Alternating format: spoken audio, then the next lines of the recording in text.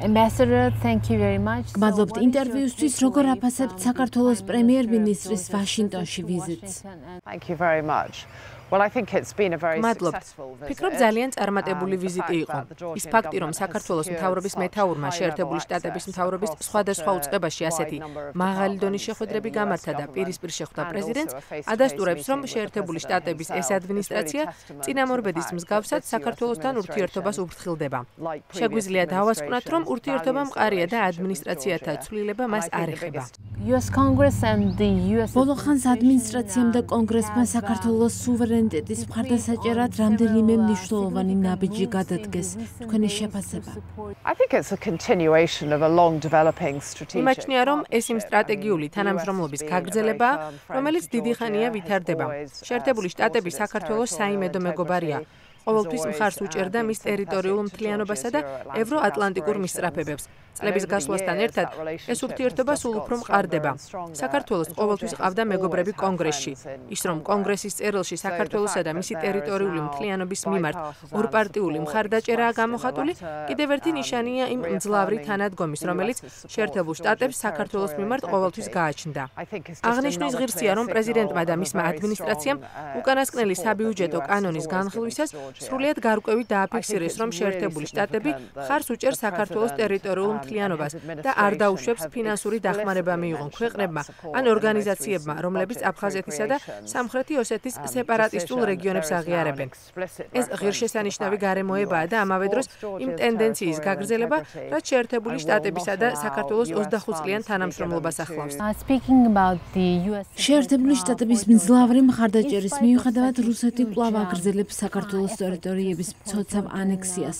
კიდევ რა შეუძლია გააკეთოს შეერთებულმა შტატებმა, რათა საქართველოს რუსულ აგრესიასთან გამკლავებაში დაეხმაროს და აღარ დაუშვას 2008 წლის მსგავსი ტრაგედია. ფიქრობ, რუსეთის ქმედებები აფხაზეთსა და სამხრეთ ოსეთში ყოველთვის პროვოკაციული იყო და საქართველოსა და მისი ხალხის წყობიდან გამოყვანას ემსახურებოდა. მიმაჩნია, რომ საქართველოს მთავრობამ და მისმა ხალხმა ისწავლა, როგორ გაუმკლავდეს პროვოკაციას. მთელი ყურადღება დაუთმეს სტრატეგიული ამოცანების გადაჭრას, არ აღყვეს ემოციებს და დაიცვას პრინციპული პოზიციები. ქართველები გონივრულად მოქმედებენ. ისინი განაგრძობენ ჟენევის საერთაშორისო დისკუსიებში მონაწილეობას, იყენებენ მათ ხელთ არსებულ ყველა ფორუმს, მათ შორის გაეროს უშიშროების საბჭოს, ეუთოს, სხვა საერთაშორისო ფორუმებს, რათა საერთაშორისო საზოგადოებას განუწყვეტლივ მიაწოდონ ინფორმაცია არსებული ვითარების შესახებ. ფიქრობ, საქართველოს საერთაშორისო მეგობრები მუდმივი განცხადებებით რუსეთს უგზავნიან სიგნალს, რომ მისი ქმედებები საერთაშორისო ნორმების დარღვევაა და ამაზე თვალის დახუჭვას არავინ აპირებს. ფიქრობ, ეს პრობლემასთან გამკლავების მართებული გზა. არსებულ ვითარებას არავინ ეგუება. შესაძლებელია თუ არა უახლოეს მომავალში მაღალი დონის ამერიკული დელეგაციის სტუმრობა საქართველოში, რაც უფრო მეტად გაამყარებდა ორმხრივ ურთიერთობებს. Well, I'm the wrong person to ask. ამ კითხვას ვერ ვუპასუხებ. მე არ ვარ ამერიკელი დიპლომატი და არ ვმუშაობ შეერთებული შტატების ადმინისტრაციაში. არ ვიცი რა შეიძლება მოხდეს. როგორც დამკვირვებელი ვხედავ, რომ შეერთებული შტატების მთავრობა დიდი ზეიმით აღნიშნავს საქართველოსთან დიპლომატიური ურთიერთობების დამყარების 25 წლის თავს და ხაზს უსვამს საქართველოს მიმართ ურყევ მხარდაჭერას. ვიცი, რომ პრემიერმა პრეზიდენტი ტრამპი საქართველოში მიიწვია. ვიცი, რომ გავლენიანი სენატორები მაკ-კეინი და გრემი იმყოფებოდნენ საქართველოში. ვიცი ისიც, რომ წინა ადმინისტრაციები გამუდმებით აგზავნიდნენ მაღალი დონის დელეგაციებს საქართველოში, რათა მტკიცე თანამშრომლობისთვის გაესვათ ხაზი. არ გამოურიცხავ ასე გაგრძელდეს. რა გზავნილი გაეგზავნა მოსკოვს საქართველოს პრემიერ-მინისტრის წარმატებული სტუმრობით ვაშინგტონში?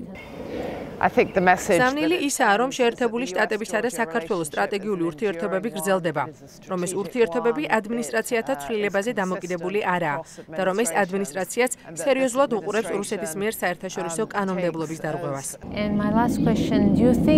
და უკანასკნელი შეკითხვა მიგაჩნია თუ არა, რომ ამერიკის მთავრობა სრულადაა ინფორმირებული საქართველოს მთავრობის მიერ იმ გამოწვევების შესახებ, რომელიც საქართველოს წინაშე დგას. საქართველოს მთავრობის პრიორიტეტი მხოლოდ უსაფრთხოების სფერო არ არის. საქართველო იმსახურებს ქებას ევროკავშირთან უვიზო მიმოსვლისთვის, ნატოს არსებითი პაკეტის მოთხოვნების შესრულებისთვის. მთავრობა დიდ ყურადღებას უთმობს ეკონომიკის განვითარებას. ცდილობს მაქსიმალურად ისარგებლოს ევროკავშირთან თავისუფალი სავაჭრო ურთიერთობით და მუშაობს ჩინეთსა და ინდოეთთან თავისუფალი სავაჭრო ურთიერთობების დამყარებაზე. ვფიქრობ, კვირიკაშვილის ამერიკაში ვიზიტის ერთ-ერთი უმთავრესი საკითხი შეერთებულ შტატებთან თავისუფალი სავაჭრო ურთიერთობების განხილვა იყო. იმაჩნია, რომ ეკონომიკური კავშირები ურთიერთობებს ავსებს. ამერიკა-საქართველოს ურთიერთობა მხოლოდ რუსეთის საკითხზე არაა აგებული და არც უნდა იყოს.